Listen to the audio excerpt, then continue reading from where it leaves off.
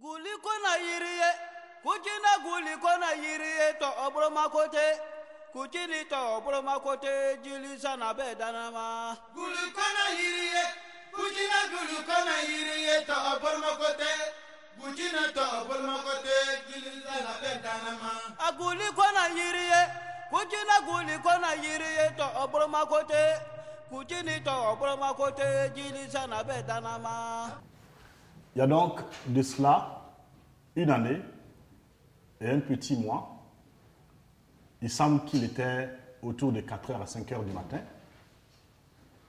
Il semble que les nôtres étaient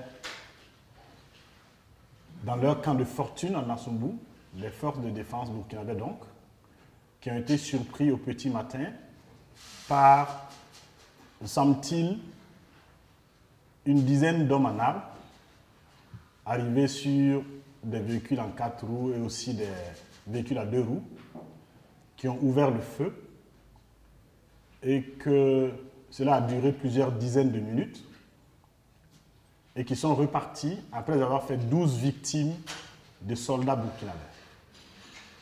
Et ils sont repartis avec probablement des armements de notre part, mais aussi un véhicule. Et ils ont retrouvé leur forêt de refuge vers le Mali. L'attaque de Nassumbu est inédite dans notre histoire militaire. C'est la première fois dans notre histoire militaire qu'un ennemi, dont nous ne connaissons pas le visage exact, frappe nos forces, fait une douzaine de morts, et que plus d'une année après, nous ne savons pas exactement ce qui s'est passé. Les sources journalistiques, plusieurs sources, nous permettent d'en savoir davantage, mais aucune commission d'enquête n'a établi ce qui est arrivé. Aucune commission d'enquête n'a établi pourquoi les nôtres n'avaient pas de mirador, c'est-à-dire n'avaient pas une élévation pour voir venir. Aucune commission d'enquête n'a établi pourquoi semble-t-il, je dis semble-t-il, dans les échanges de feu, une arme se serait enrouillée de notre côté.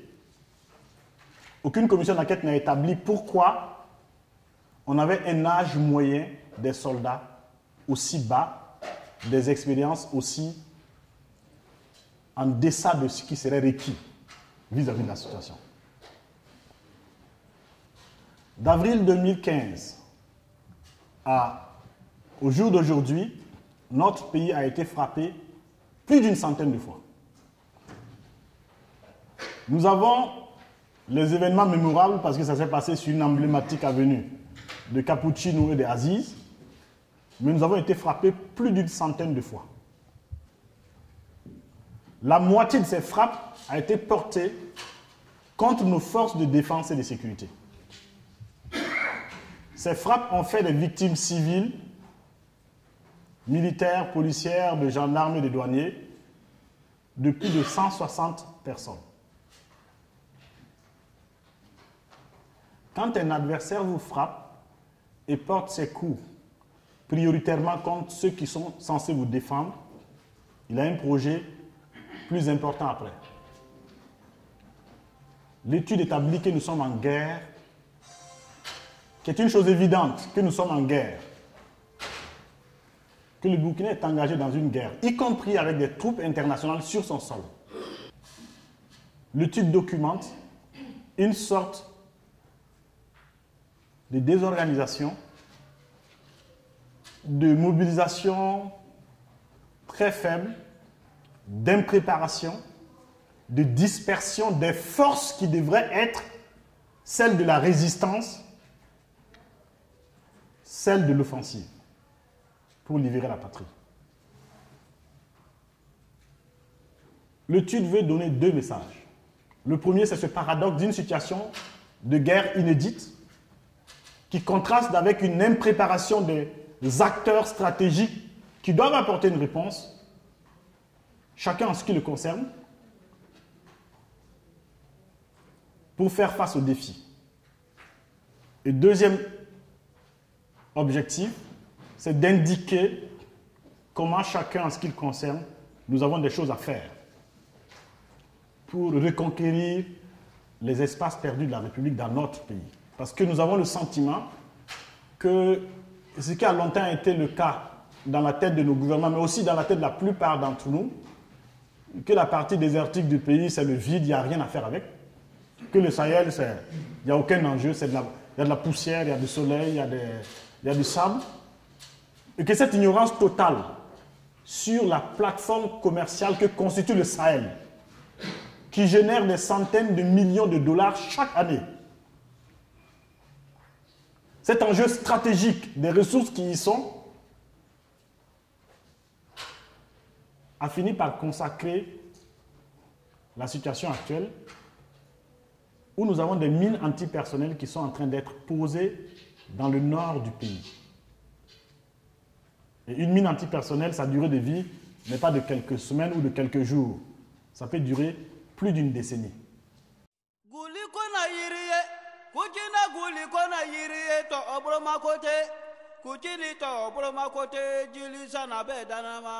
L'étude veut montrer l'impréparation de nos forces. Autorisez que je les cite une à une. Dans la situation actuelle, les forces de défense et de sécurité sont celles auxquelles nous pensons tous. Elles font face à une situation qu'elles ne connaissent pas parce qu'elles n'y étaient pas préparées. Notre armée, pendant longtemps, sa mission était autre.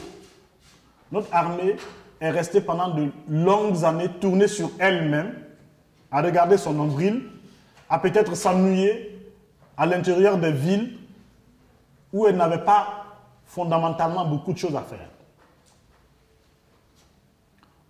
Le constat sur le caractère antidémocratique et inefficace de la géographie des armées est répété depuis des années par l'Institut Free Afrique.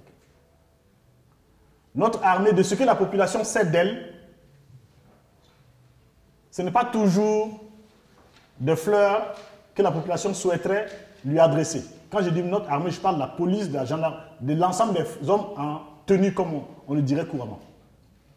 Les forces de défense et de sécurité. Notre armée connaît une crise de commandement sur laquelle l'Institut Free Afrique a beaucoup parlé, alimentée en partie par la corruption d'une partie des élites militaires. Et notre armée a des problèmes d'équipement, de formation, de motivation. Les troupes qui combattent au nord ont des primes journalières qui sont inférieures à 5 000 francs CFA. Notre armée comporte encore des soldats hors du territoire qui ne sont pas articulés à une stratégie de défense nationale. Et notre armée nous indique que la procédure d'achat des armes est très compliquée. Et notre armée n'a pas la gouvernance qu'il lui faudrait. J'en veux pour preuve deux choses. La première, c'est la répétition de l'attaque de Cappuccino à 200 mètres de cela, une année et demie après, à Aziz, au café Istanbul Aziz, et que les problèmes qu'on avait rencontrés durant l'attaque de Cappuccino se répètent. Il faut au passage saluer la bonne réactivité de nos forces dans ce deuxième attentat. Mais la question des lunettes de vue, la question des boucliers balistiques s'est posée encore. Et donc l'équipement. Et c'est dans le débat public que le commandant de notre commando qui a pu faire face aux terroristes a expliqué devant le chef de l'État, et c'est dans la presse, que le bouclier qui a été utilisé, le seul bouclier à la disposition de ce commando qui a été utilisé, a été défaillant et qu'à l'occasion donc, un valeureux soldat a été blessé et plus tard est mort de la suite de ses blessures et qu'il a été enterré sans la présence des plus hautes autorités de la sécurité et de la défense. Ni le ministre de la Défense, ni le ministre de la Sécurité. Et troisièmement, que le ministre de la Sécurité nous a indiqué, c'est à la une d'un journal, n'était pas informé du jour d'enterrement d'un soldat tombé sur le champ d'honneur. Notre armée, enfin, vit une situation extrêmement difficile qui est celle qu'elle est progressivement en train de s'aliéner le soutien des populations locales dont la collaboration, dont la complicité est indispensable dans une guerre asymétrique. J'en veux pour preuve qu'à l'occasion d'une conférence de presse tenue par le ministre de la Sécurité dans une salle au nord du pays, des populations ne se sont pas senties assez rassurées ou assez engagées pour indiquer qu'elles voyaient dans la salle des suspects sérieux d'actes terroristes. Et que c'est plus tard que ces populations s'en ouvrent de façon subreptice à des journalistes qui nous portent l'information plus tard. Nous avons beaucoup parlé à l'Institut Free Afrique de l'état d'impréparation de nos forces de défense et de sécurité. Je vais m'en arrêter à là. L'étude documente plus que cela la situation de cet acteur.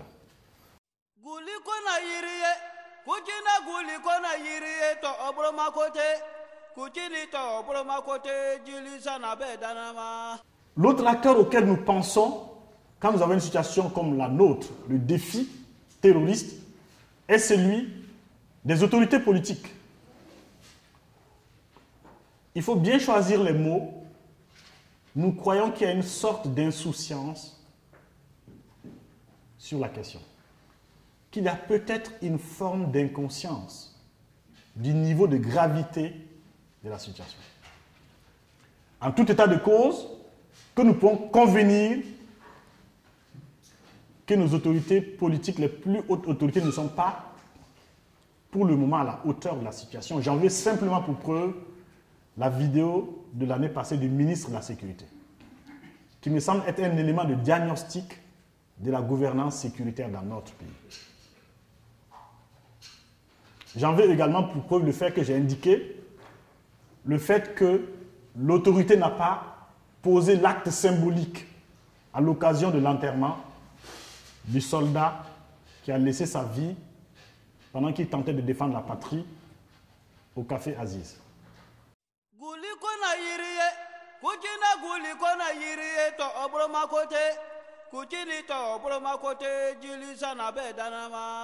Le troisième acteur que nous voulons convoquer pour examiner ici, ce sont les opérateurs économiques.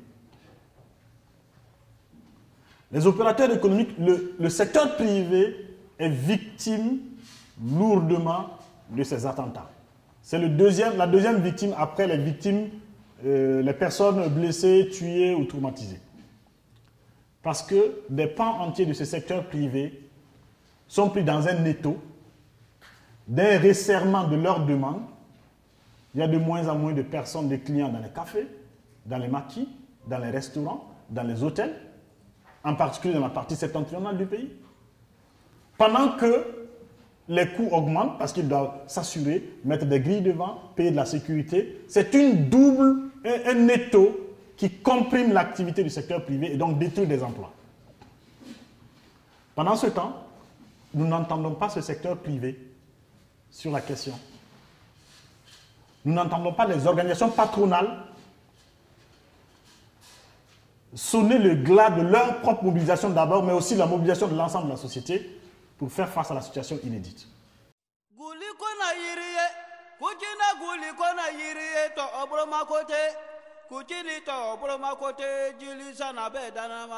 Un autre acteur stratégique est trouvé dans les administrations publiques. Je ne vais pas m'étaler là-dessus. Nous avons suffisamment documenté le délitement, la démobilisation des administrations publiques dans notre pays, y compris des administrations, des segments stratégiques des administrations publiques, comme l'administration territoriale, les finances, dans la période actuelle, la sécurité. Qu'il suffise donc que les conclusions de l'étude sur la gouvernance sociale, les grèves et le dialogue social soient appelées ici pour montrer comment le chantier de la remobilisation de l'administration reste ouvert pour faire face aux défis. Si nous nous intéressons aux acteurs politique. Nous n'avons pas des choses très différentes par rapport à ce que les autorités en charge du pays font. Nous considérons que le système politique dans notre pays partage cette sorte d'insouciance, en tout cas d'inconscience du niveau de gravité. C'est ce que nous lisons sur la situation. Comment nous le lisons? Quand nous analysons l'agenda des uns et des autres et nous regardons ce qui est prioritaire dans cet agenda, de fait, nous voyons peu de place qui est laissée à cette question-là.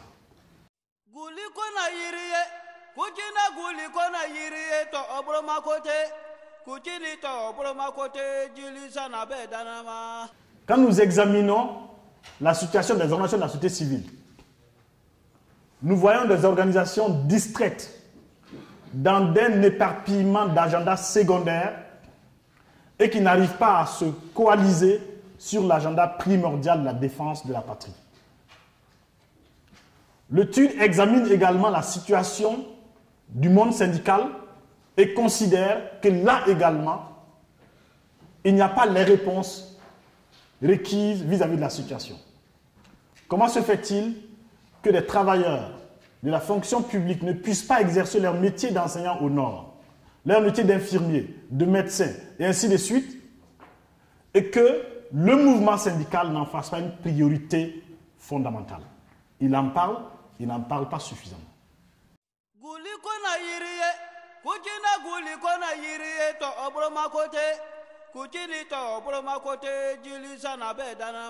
Quand nous examinons la question de la jeunesse, nous considérons qu'il y a comme une sorte de rupture dans la générosité de la jeunesse. Le professeur Kizerbo explique dans une conférence qu'un jour, il était à son bureau dans les années 70 et un jeune qui est allé le voir pour lui demander comment on peut faire à partir de la Haute-Volta pour arriver en Angola parce qu'il va aller se battre aux côtés des nationalistes angolais. Comment on a pu avoir cette jeunesse et nous sommes dans la situation actuelle d'un pays qui est menacé, d'une jeunesse qui peut prendre conscience qu'on peut lui léguer moins que les 274 000 mètres carrés qui constituent le territoire. Et donc, cette jeunesse ne fait pas son rôle de grande générosité vis-à-vis de la patrie et ne met pas suffisamment de pression sur les acteurs pour obtenir cela.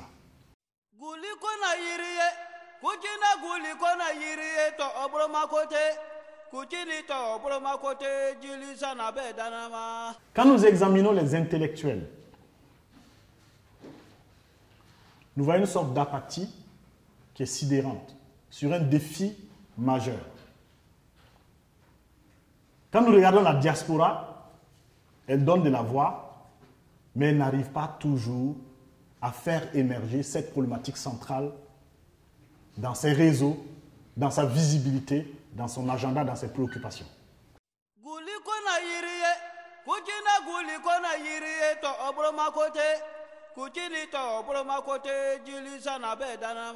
Quand nous prenons les autorités coutumières et religieuses, l'étude ne voit pas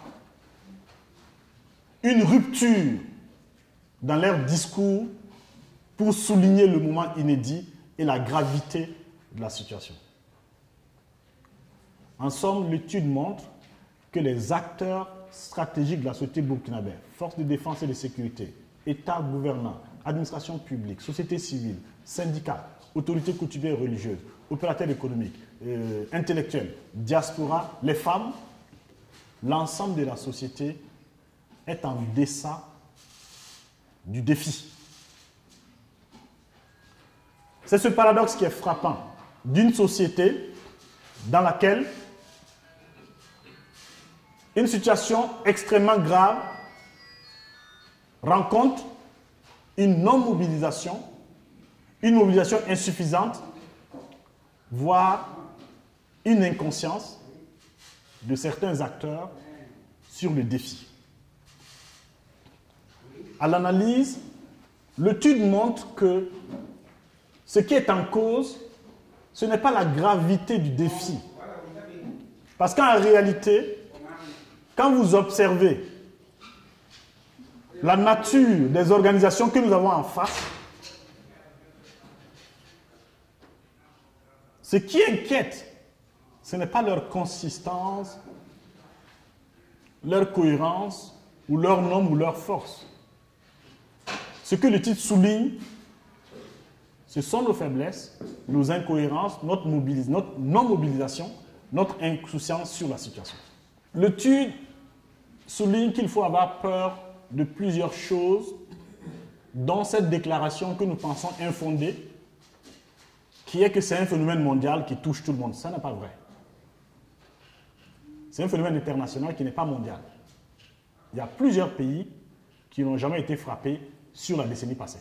C'est un phénomène qui a des causes internationales, mais pas seulement. Si nous restons dans l'idée que c'est un phénomène mondial, on n'y peut rien, petit Burkina, il peut même s'applaudir d'avoir été dans l'œil du cyclone tardivement, et que ceux qui ne sont pas encore attaqués, ils ne paient rien pour attendre. Si nous restons dans ça, nous sommes dans l'irresponsabilité totale. L'étude souligne que c'est davantage notre faiblesse que la force de l'adversaire qui explique la situation. L'étude évoque un problème majeur, celui de l'ignorance sur la question qui alimente la fragilité de notre position. Nous ne savons pas qui sont ceux qui financent le terrorisme. Nous ne savons pas le nombre d'attentats qu'il y a dans notre pays. Nous ne savons pas l'état de nos troupes. Nous ne savons pas suffisamment la gravité de la corruption dans les élites militaires. Nous ne comprenons pas la part des choses entre l'instrumentalisation religieuse et la propagande terroriste. Nous sommes installés dans une fragilisation nationale qui se nourrit de nos ignorances. Une amie m'a expliqué que son neveu, qui est dans une école à Ouagadougou, a eu un problème, un neveu de 8 ans a eu un problème qui fait que on a convoqué sa mère, qui va à l'école, et le neveu explique que son camarade de classe l'a traité de terroriste parce qu'il est d'une nation du Nord. J'aime pas beaucoup le mot ethnie. Et donc, il a dit, tu es terroriste, regarde tes traits, ainsi de suite. Et la direction de l'école dit, ça c'est pas grave, il t'a juste insulté. Mais pourquoi tu lui as donné un coup de main? Et un coup de poing? Cette stigmatisation est au cœur, cette ignorance de qui nous sommes est au cœur de nos problèmes et alimente nos problèmes. Il faut que nous sortions de la situation d'indolence actuelle. Une sorte d'insouciance joviale pendant que le pays dérive. Il faut que nous sortions des postures qu'on peut caractériser par cette hypothèse de autrui démiurge de nos malheurs. C'est-à-dire l'idée que, finalement, on va dire, non, c'est très simple, la question du terrorisme, c'est la France qui est ici, qui est en train de manipuler, qui fait tout, c'est ça qui explique la situation. Pourquoi ils ne manipulent pas dans les autres pays où il n'y a pas de terrorisme? Non, c'est très simple, c'est juste l'enjeu du sous-sol, il n'y a pas autre chose en plus. C'est très simple, si on n'avait pas assassiné Kadhafi, ça n'aurait pas existé. C'est très simple, on n'y peut rien, c'est l'impérialisme international. C'est très simple, c'est les élites militaires, il y a qu'à, et puis c'est réglé. Il y a un bout de vérité dans tout ce que je viens d'indiquer. Mais si nous n'assumons pas nos responsabilités individuelles, d'acteurs stratégiques, mais aussi nos responsabilités collectives, nous ne serons pas à la hauteur du défi. L'étude emprunte la formule de Kizerbo qui dit « on ne développe pas, on se développe » pour dire « on ne sécurise pas, on se sécurise ». Pour indiquer qu'il y a une mobilisation indispensable de l'ensemble des acteurs qui est requise. Pas pour faire des milices populaires ou des initiatives de cette nature, non. Ou peut-être. Mais en tout cas, pour construire les réponses collectives à la hauteur de la situation. Parce qu'une armée surentraînée, suréquipée ne pourra pas arriver à bout de l'affaire. Une armée non informée par sa population ne pourra rien. Une société non titillée par ses intellectuels ne pourra rien. Une société non bien informée de façon courageuse par ses journalistes ne pourra rien. Une société non stimulée dans sa conscience et dans son éthique par les autorités coutumières et religieuses ne pourra rien. Une société non changée dans sa gouvernance et dans ses acteurs politiques, dans ses acteurs syndicaux, dans sa société civile, dans sa jeunesse, qui doit mettre la pression indispensable, ne pourra pas arriver à bout de la situation.